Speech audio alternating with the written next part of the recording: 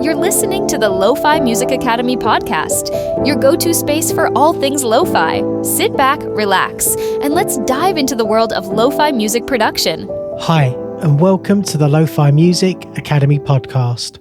I'm Spencer J, your guide through the chilled out, atmospheric world of lo-fi beats. Today we're going to dive into one of my favourite topics, and that's how simple production techniques can completely transform your lo-fi beats.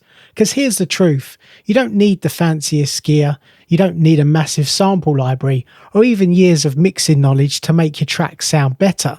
Sometimes it's just those smallest adjustments that make the biggest difference. So in this episode, I'm going to share 6 practical tips that you can use right away, whether you're just starting out or you've been making beats for a while.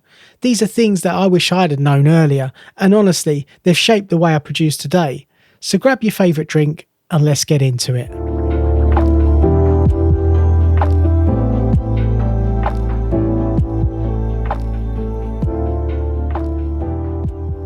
So let's start with something that every beginner struggles with, and that's keeping it simple. When I first started producing, I thought the key to making a track interesting was adding more layers, more sounds, more fills, and just more in general. But if I'm honest, what I ended up with was actually a crowded mess.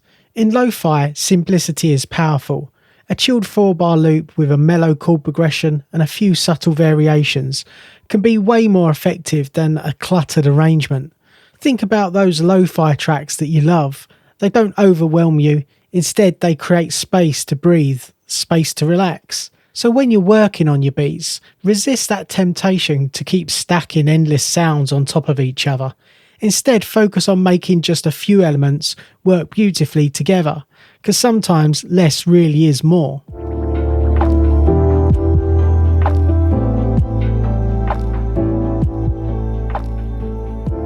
So now we're on to the second tip, and that tip is saturation. One of the defining characteristics of lo-fi is that warm vintage vibe, and saturation is a quick way to get there. Saturation adds harmonic content and character. It makes those digital sounds feel less sterile and more alive. You can use plugins like Softtube's saturation knob, or the Waves J37, or even some of your own DAW's stock tools. And here's a little hack. Take a flat sounding Rhodes chord or a guitar loop and just add some gentle tape style saturation. All of a sudden it feels like it's been recorded off a tape or vinyl. It's just got that touch of grit and life to it. Don't overdo it. Think of saturation like seasoning on food. Just enough to enhance, but not so much that it overpowers.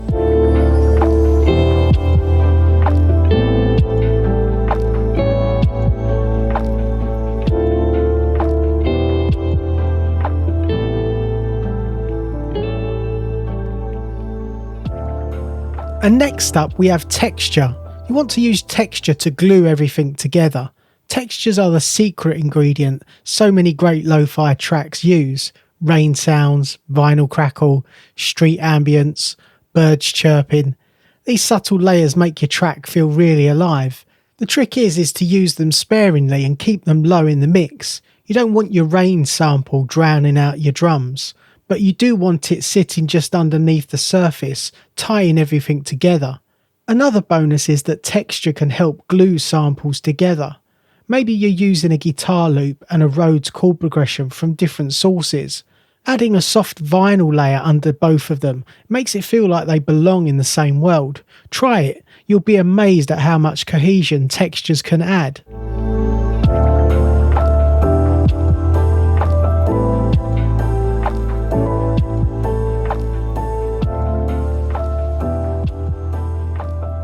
Tip number 4 is about humanising your drums. Lo-fi is all about that imperfection. If your drums are locked perfectly to the grid, they can feel robotic, and that's not the vibe we're going for. So here's some things that you can try. Firstly, shift hi-hat slightly off the grid. Next, you could try varying the velocity. Make some hits hard and some hits softer than others. You could also try adding ghost notes, these little quiet hits that make the groove feel more natural. Or you could try recording some finger drumming on your MIDI pads or keyboard.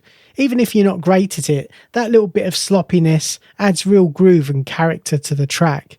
And it's that imperfection that makes your beats feel more human. And in lo-fi, human always wins.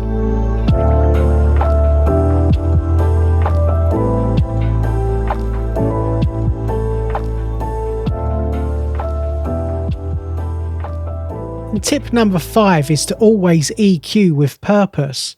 A lot of beginners struggle with mixes sounding muddy, and that usually happens when too many sounds are fighting for the same space.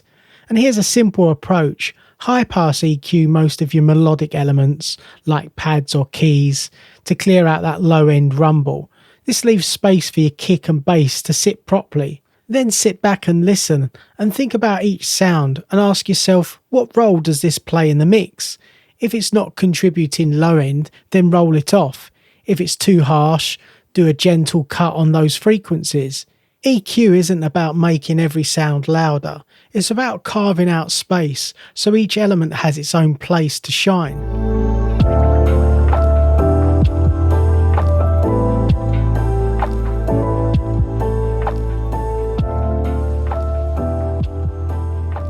And finally, we make it to tip number 6, and this is a biggie. Limit your sound palette. When you're starting a new track, it's really easy to spend hours scrolling through endless samples and presets. But here's the problem. Too much choice leads to overwhelm and unfocused creating. Instead, pick a small set of sounds at the start, maybe one drum kit, one bass sound, 1 or 2 chord instruments. Work with those and see how far you can push them. This not only makes the process quicker, but also keeps your tracks sounding cohesive. Many professional lo-fi producers actually build a signature palette, a small collection of go-to sounds that define their style. So don't feel like you need thousands of samples. Sometimes your best work is going to come from just a handful of sounds.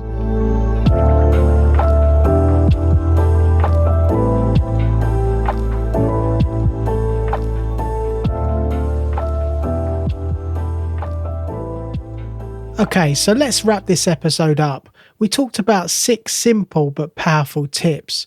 Our first tip was to keep things simple and uncluttered.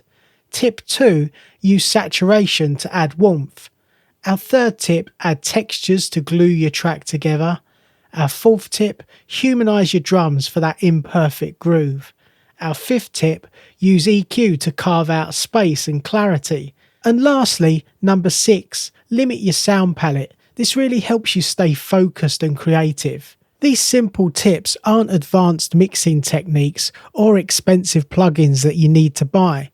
They're simple adjustments you can make today, and I promise you, if you start using them, your tracks will instantly sound more polished and professional.